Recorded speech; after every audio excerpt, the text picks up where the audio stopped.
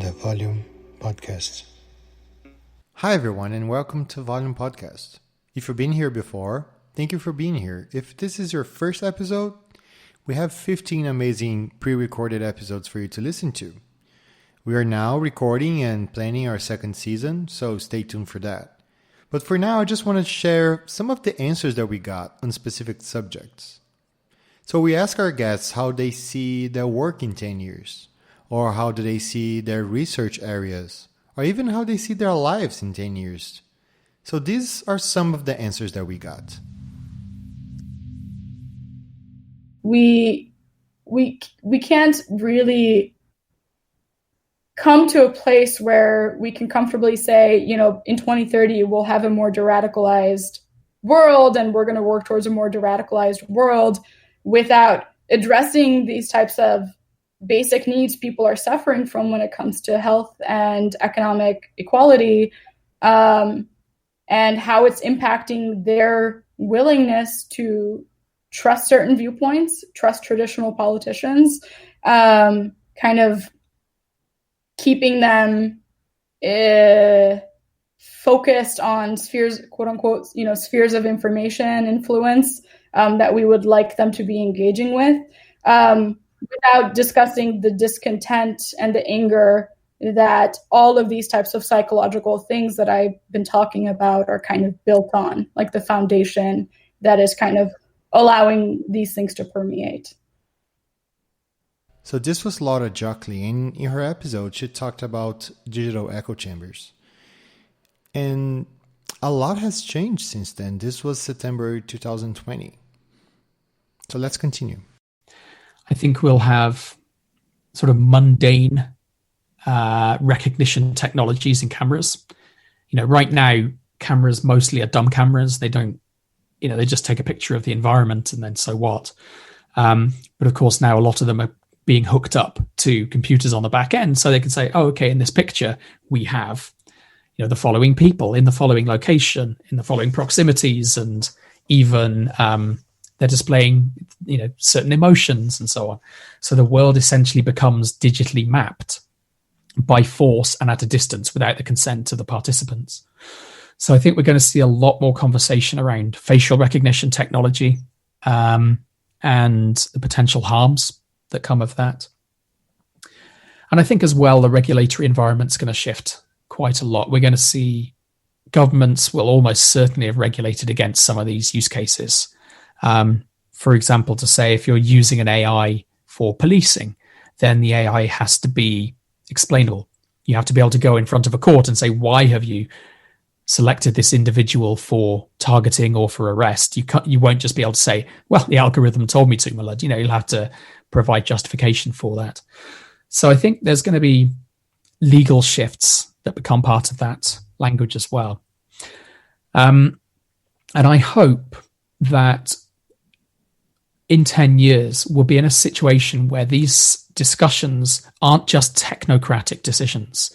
They're not just happening between bureaucrats and technologists, that they also involve the public. I was just talking about keeping that involvement of the general public, making sure that they understand what's happening in these systems and that they feel they are part of the solution and helping to shape how these things are designed, developed, regulated, adopted.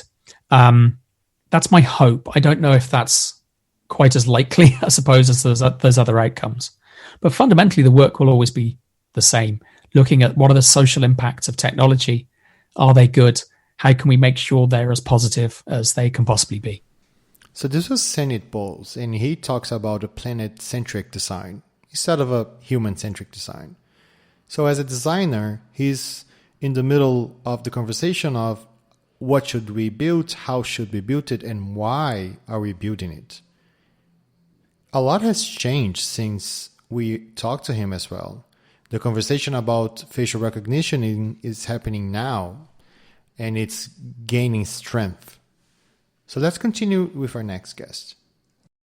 Well, assuming that I do get a job, because the academic market is on fire due to these administrations, due to Bolsonaro, Trump, Boris Johnson, all of these guys are just destroying academia. But hopefully there is something coming. I don't think Trump is going to win. It doesn't seem like he is. But right now, I don't have my hopes up for anything. Anything can happen. Bolsonaro won because of WhatsApp messages. So anything can happen at this point. I think local government is going to become something that we are going to study more and more, because as we have seen, especially here, but also in other places, local government has become really important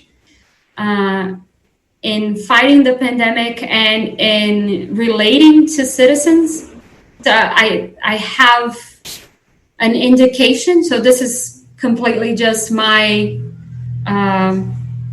political scientist brain that has no proof, no evidence. I have not studied this yet, but I just have the idea that people are feeling closer to local government than to national government. So this is Larissa Peixoto, and she did get a job, and Trump did lose. So there are very interesting predictions here. There will be a lot of things to do to this aspect, to change this mindset from the ones we have right now, where especially with technology we are acting upon the mantra, can I build it? And if I can, meaning I'll just do it, look again at Silicon Valley, and replace it with should I build it? And that difference in between can and should, it's so fine that you cannot see it. But if you take a step back and you reflect, you will realize that is a fundamental change from can I to should I, because that should implies that it's not just about being able, having the right, all the right elements to do it, but it's also, is it morally permissible for me to go ahead, even if I have this data? Is it moral for me to use it to infer this insight? So I think I will be still in this position, but hopefully I will see more people doing it and less people talking about it, because I think it's less you talk about it, more you do it. But I feel it was still a long way, because there's still a lot of people that are not yet convinced that this is an important, a critical activity when we build technology. They still operate, oh, this is just a nice add-on. And even if, yes, I agree with you and I will operate based on should I, it's still an afterthought. It's not central to what we do. Maria Xente points to AI and ethics in her episode, and she raises some very interesting questions, and we need to keep asking them. Particularly right now in the pandemic, I think the pandemic is going to change everything. And for me, not just because I work for a healthcare college, but because health and healthcare is such a pressing issue in the U.S., I think that's the next big turn for me.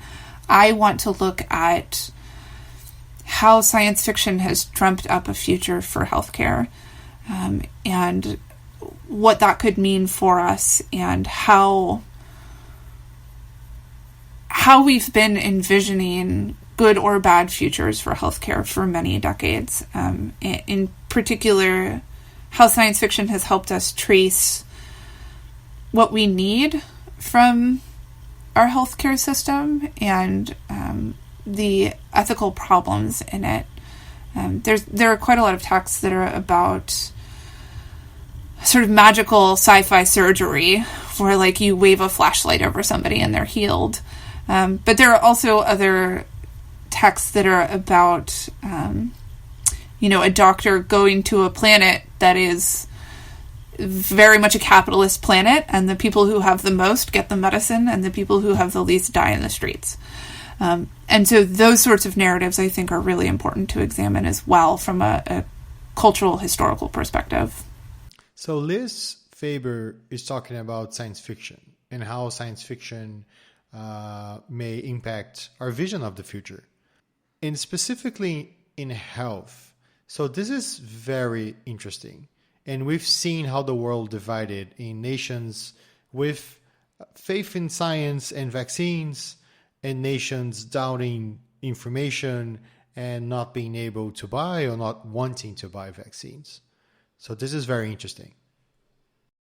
So this is the first part of our future answers. I hope you enjoyed the answers and as well made you want to go back to some of the episodes and listen to it again or listen it to the first time. So I'll see you soon with more answers about the future from our previous guests. Thank you. Säkert. We love it.